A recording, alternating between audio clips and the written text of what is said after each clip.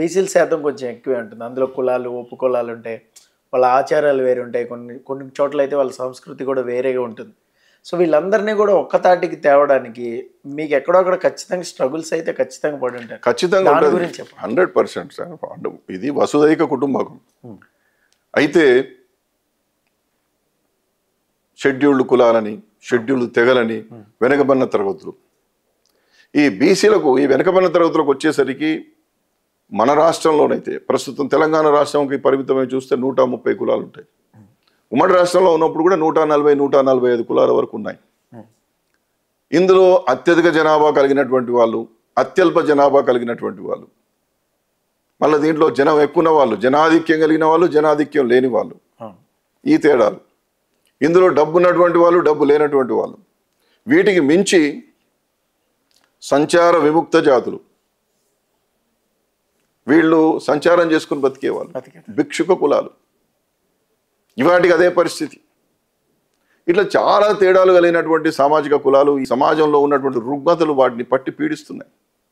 నువ్వు తక్కువ కులం వాడివి, నేను ఎక్కువ కులం వాడిని, నేను ఎక్కువ జనాభా ఉన్నటువంటి వాడిని, నీకు ఎక్కువ జనాభా లేదు అనేటువంటి తేడాలు ఉన్నాయి. నేను ఎక్కువ డబ్బు గలవాడిని, నువ్వు డబ్బు లేని వాడివి. ఈ తేడాలు ఉన్నాయి. ఈ తేడాలన్నీ పోవాలి. అందుకోసమే రాజ్యాంగకర్తలు ఆనాడు రిజర్వేషన్లు ఉంటే ఈ తేడాలు పోతాయని చెప్పి ఈ బీసీలను కూడా తరగతులుగా విభజించి, కేటగిరీలుగా, ఏ గ్రూప్ అని, B group, C group, D group, E group, ఈ విధంగా గ్రూపులు పెట్టి చిన్న చిన్న కులాలను, సంచార కులాలను ఏ గ్రూపుగా, వృత్తి కులాలను బి గ్రూపుగా, లేదా ఇది సెక్యులర్ దేశం కాబట్టి దళితులైనప్పటికీ క్రిస్టియానిజం తీసుకుంటే సి గ్రూప్ అని, ఇతర కొంత ఉన్నతంగా ఉన్నటువంటి వాళ్ళు డి గ్రూప్ అని, ముస్లిం విశ్వాసంలో, ఇస్లాం విశ్వాసంలో ఉన్నటువంటి వాళ్ళు ఈ గ్రూప్ అని చెప్పి కేటగరైజ్ చేయడం జరిగింది. ఇది కొనసాగుతున్నది. ఆర్థిక అంతరాలు తగ్గడం లేదు. విద్యా ఉద్యోగ రంగంతో పాటు స్థానిక సంస్థల్లో కూడా బీసీలకు రిజర్వేషన్లు కొనసాగుతూ ఉన్నాయి. అయితే డబ్బున్నటువంటి వాడు, పెద్ద కులం వాడే ఎదుగుతున్నాడనే విమర్శ ఈ సమాజంలో ఎప్పటికీ ఉన్నది. ఈ అంతరాలను తగ్గించేటటువంటి ప్రయత్నాలు తప్పనిసరిగా జరగాలి. అందుకోసమే నేను 2004లో బీసీ కమిషన్ సభ్యుడైన తర్వాత 9 వరకు ఉన్నాను. 16 నుండి 19 వరకు తెలంగాణ రాష్ట్రంలో ఉన్నాను. 21 నుండి ఇప్పుడు బీసీ కమిషన్ చైర్మన్గా కొనసాగుతున్నాను. ఒకనాడు బీసీ ఉద్యమకారుడిగా, ఇవాళ బీసీ కమిషన్ సభ్యుడిగా, చైర్మన్గా నా పాత్ర ఏమిటని చెప్పి నేను ముందే ఒక విస్పష్టమైనటువంటి నిర్దేశం చేసుకొని, ఒక లక్ష్యాన్ని పెట్టుకొని నేను పనిచేస్తూ ఉన్నాను. అందుకోసమే సంచార కులాల యొక్క జీవన స్థితిగతులు, వృత్తి కులాల యొక్క జీవన స్థితిగతులు, వ్యవసాయ ఆధారిత కులాల జీవన స్థితిగతులు, విముక్త జాతుల యొక్క జీవన స్థితిగతులు ఏ విధంగా ఉన్నాయనేటువంటి దిశగా ఇవాళ తెలంగాణ బీసీ కమిషన్ చైర్మన్గా సంపూర్ణమైనటువంటి ప్రభుత్వ సహకారంతో చాలా కోణాల్లో మా అధ్యయనం కొనసాగుతూ ఉన్నది. కాబట్టి లక్ష్యం లేకుండా నేనేం లేను. ఈ సమాజంలో ఆపన్న హస్తం కోసం ఎదురు చూసేటటువంటి వాళ్ళు, మమ్మల్ని ఆదుకుంటే కానీ మేము బతకలేము అనేటువంటి వాళ్ళ సంఖ్య చాలా ఉన్నది. ఇప్పటికి కూడా 130 కులాలలో ఇప్పటికి కూడా 100 కులాలు, అసలు పార్లమెంట్ ఎక్కడుంటుందో తెలియని వాళ్ళు, అసెంబ్లీ ఎక్కడుంటుందో తెలియని వాళ్ళు ఉన్నారు. స్థానిక సంస్థల్లో రిజర్వేషన్లు ఉన్నప్పటికీ వార్డు సభ్యులు కూడా కానటువంటి వాళ్ళు ఉన్నారు. ఇది ప్రజాస్వామ్యంలో మంచిది కాదు. రిజర్వేషన్ల అమలు ఎంత గొప్పదో ఆ రిజర్వేషన్ల ఫలాలు క్షేత్రస్థాయి వరకు వెళ్ళి ఒక సంచార కులం వాడు, ఒక విముక్త జాతి వాడు, ఒక జనాధిక్యం లేనటువంటి వాడు, అన్ని రకాలుగా విద్య, ఉద్యోగ, ఆర్థిక, సామాజిక రంగాల్లో వెనుకబడినటువంటి వాడికి ఆ ఫలం అందాలి.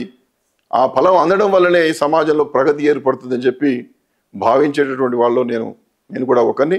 అందుకోసం బీసీ కమిషన్ చైర్మన్గా అనేక కోణాల్లో ఎప్పటికప్పుడు గతంలో ఉన్నటువంటి ప్రభుత్వాలు కానీ, ఇవాళ ఉన్నటువంటి ప్రభుత్వం కానీ, ఇప్పుడు ఈ మధ్యకాలంలో కొత్త ప్రభుత్వం వచ్చిన తర్వాత కులగణన చేయాలని చెప్పి గొప్ప నిర్ణయం తీసుకున్నారు. చాలా సంతోషంగా ఉన్నది.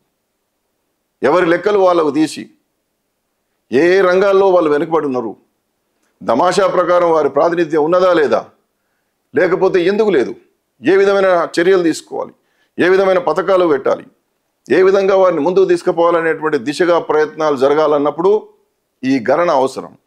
ఆ గణన ప్రభుత్వమే శాస్త్రీయంగా చేయాల్సినటువంటి అవసరం ఉన్నది. ఈ దశలో నేను బీసీ కమిషన్ చైర్మన్గా ఉండడం, అలాంటి ప్రయత్నంలో నా భాగం కూడా ఉండడం, నా యోగదానం కూడా ఉండడం నేను చాలా సంతోషంగా భావిస్తూ ఉన్నాను. ఇది సమాజంలో అంతరాలు సృష్టించడానికి కాదు. గణన చేయడం అంటే ఎవరు లెక్కలు ఎంత ఉన్నదో తెలిస్తే ఎక్కడ మాకు అన్యాయం జరుగుతుందో అని చెప్పి భావించేటటువంటి వ్యవస్థలు కూడా ఉన్నాయి. అది తప్పు అని నేను అంటున్నా.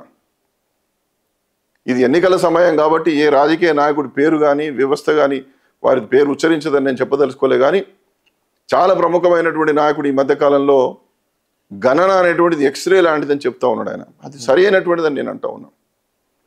ఈ శరీరంలో రోగం ఎక్కడున్నదని తెలుసుకోవాలంటే ఎక్స్రే చేస్తేనే కదా, ఎక్స్రే ద్వారా తెలుస్తుంది. ఆ కులగణన కూడా ఎక్స్రే లాంటిది. ఆయన చెప్పింది 100% కరెక్ట్. ఆ నాయకుడు ఏదైతే చెప్తా ఉన్నాడో, నేను మళ్ళీ చెప్తా ఉన్నా, ఎన్నికల సమయం కాబట్టి వారి పేరు ఉచ్చరించడం లేదు. నేను ఒక పార్టీకి మద్దతు పలికినట్టుగా ఉండడానికి అవకాశం లేని పదవిలో ఉన్నాను కాబట్టి నేను ఏ రాజకీయ పార్టీ గురించి కానీ నాయకుల గురించి కానీ పేర్లు ఉచ్చరించకుండా నేను మాట్లాడుతూ ఉన్నాను. ఇవాళ ఈ తెలంగాణ రాష్ట్రంలో కులగణన పూర్తయి ఎవరి లెక్కలు వాళ్ళకి తెలిస్తే ఎవరు ప్రాతినిధ్యం లేనటువంటి వాళ్ళు, ఎవరు ప్రాతినిధ్యం ఉన్నటువంటి వాళ్ళు, సంచార జాతులుగా, విముక్త జాతులుగా, భిక్షుక కులాలుగా ఇప్పటికి కూడా దారిద్ర్యరేఖ దిగువన ఎందుకు మగ్గుతున్నారనేటువంటి విషయాలు చాలా స్పష్టంగా తెలుస్తాయి. కాబట్టి కులగణన అనేటువంటిది చాలా గొప్పది. ఈ సమాజం ముక్త కంఠంతో దాన్ని ఆహ్వానించాల్సినటువంటి అవసరం ఉందని చెప్పి ఆ వర్గాల కోసం పోరాడినటువంటి వ్యక్తిగా, ఆ వర్గాలకు సంబంధించినటువంటి ఒక కమిషన్ చైర్మన్గా నేను తప్పనిసరిగా ఈ విషయంలో నా యొక్క పూర్తి సహకారం రాష్ట్ర ప్రభుత్వానికి ఉంటుందనేటువంటి విషయాన్ని మనం చేస్తూ ఉన్నాం.